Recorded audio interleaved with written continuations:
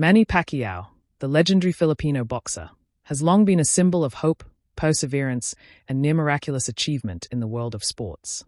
From his humble beginnings in General Santos City to becoming the only boxer in history to win world titles in 8 weight divisions, Pacquiao's career has been punctuated by moments that seemed larger than life. Every time he stepped into the ring, fans and critics alike watched with a sense of awe, expecting something extraordinary, something almost impossible. In a sense, Pacquiao's career has always been intertwined with the notion of miracles, an underdog defying odds, a relentless fighter whose stamina and heart produced victories that seemed preordained by destiny. Yet, the announcement of his comeback, after a period of retirement and political commitments, brings with it a markedly different emotional landscape. Where once anticipation was laced with excitement and faith in his invincibility, now it is tinged with anxiety and a quiet dread. There is a collective unease that has begun to spread among his fans, boxing analysts, and even casual observers of the sport. The question on everyone's mind is not just whether Pacquiao can win, but whether the man who once seemed unstoppable is vulnerable in ways the world has not had to confront before. A closer look at this shift in perception reveals the factors contributing to the sense of dread. Age, the most universal opponent of any athlete, cannot be overlooked. Pacquiao, now in the later stages of a career that spanned decades, faces challenges that no amount of training or strategic brilliance can entirely negate. Recovery from intense physical strain is slower, endurance is naturally reduced, and reflexes may not be as sharp as they once were.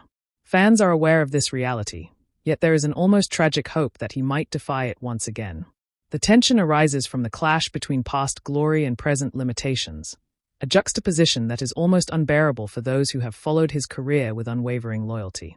Moreover, Pacquiao's image has been carefully cultivated over the years as not just a fighter but a hero, someone whose victories carried symbolic weight far beyond the ring.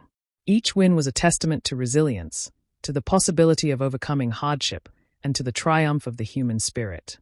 This narrative, however, has set up a dangerous expectation, that Pacquiao must always deliver, that every comeback must replicate past miracles. The anticipation now carries the latent fear that his return might not live up to legend, that the fallibility of time could be exposed, and that the public narrative of invincibility might finally be broken. This fear is not just about losing a fight. It is about losing a symbol, a larger-than-life figure whose victories inspired millions. The environment surrounding the fight amplifies these feelings. Modern boxing is a spectacle, a media circus where every press conference, every training video, every promotional interview is dissected for signs of weakness or strength. Social media adds another layer, as fans and critics alike express their opinions in real time, often with hyperbolic intensity. Speculation about Pacquiao's performance is rampant, and each analysis, whether optimistic or skeptical, contributes to a growing atmosphere of tension.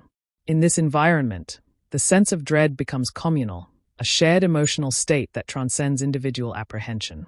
Another contributing factor is the contrast with the younger generation of fighters. Boxing is an evolving sport, and new talents continuously emerge with different styles, enhanced training methods, and advanced nutrition programs.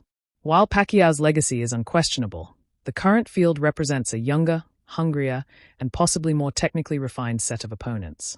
For many observers, this highlights the stark reality that the sport has moved forward, and that Pacquiao's prime is in the past. The dread is, in part, existential. It is not just about a single fight, but about the uncomfortable acknowledgement that time changes everything, even for legends. Yet, paradoxically, it is this same sense of dread that heightens the drama of a comeback. Pacquiao's return is not merely a contest of physical ability. It is a narrative charged with emotional stakes. The audience is invested because they recognize the vulnerability of the hero, because they know that each punch might carry the weight of history. In this way, dread becomes a form of reverent anticipation, a complex emotion that mixes fear, hope, and respect. The fight is no longer just a sporting event. It is a meditation on legacy, mortality, and the limits of human achievement. Critically, this atmosphere also forces a re-evaluation of what it means to win. In the past, Pacquiao's victories were measured by scorecards and knockouts.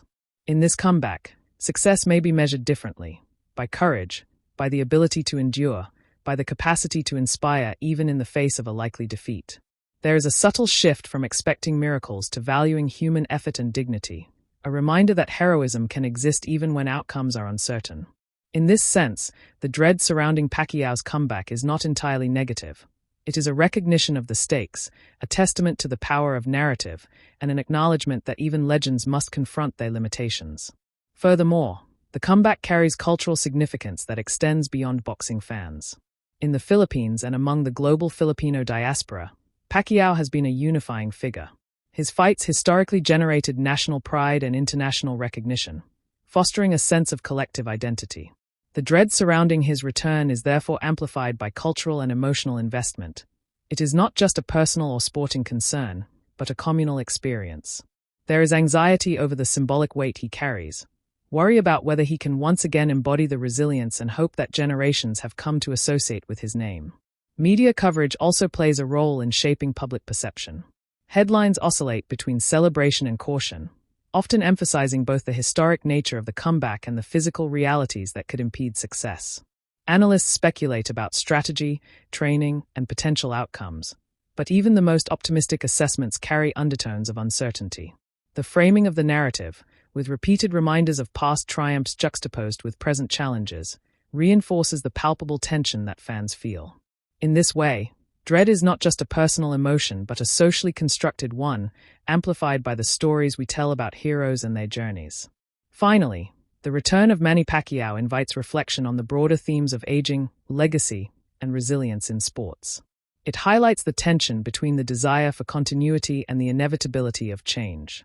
Fans must grapple with the possibility that miracles do not always recur, that even the greatest figures face limits imposed by time, and that the stories we cherish are shaped by both triumphs and vulnerabilities. The dread is a mirror of our collective confrontation with impermanence, a reminder that heroes are human and that every victory is precious because it is fleeting.